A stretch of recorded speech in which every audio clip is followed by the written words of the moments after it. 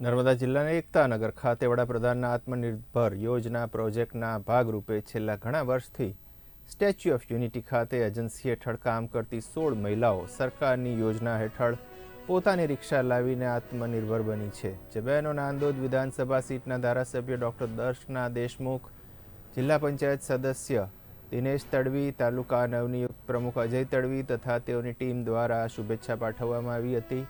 આ યોજના હેઠળ મહિલાઓને રિક્ષા મળતા તેમના ચહેરા પર ખુશી દેખાઈ હતી।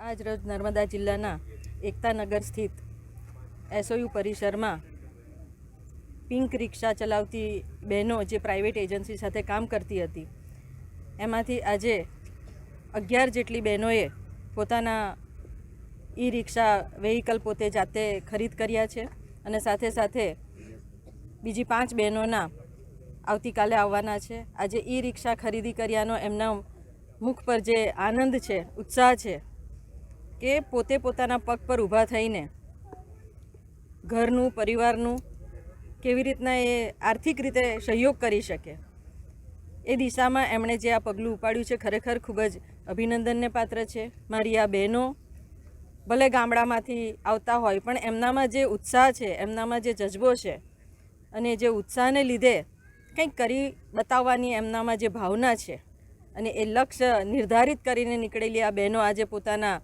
પગ પર ઊભી થઈને આજે આત્મનિર્ભર બનવા તરફ જઈ રહી છે। પહેલાં જે પ્રાઇવેટ એજન્સી છે એમાં કામ કરતા હતા, લગભગ મારા 1.5 વર્ષથી ઉપર થયું છે।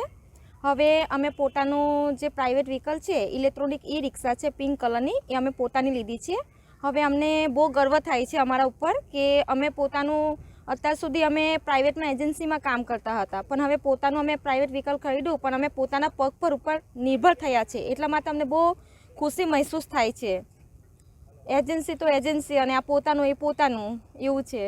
અમે બધી બહેનો એમ કે રિક્ષા ફેરવતા હતા, એજન્સીમાં રિક્ષા ફેરવતા હતા, તો અમે હમણાં પોતાનું વ્હીકલ લાવ્યા છે, તો અમે ખુશ છે। અમારી બહેનોને હું સપોર્ટ આપું છું।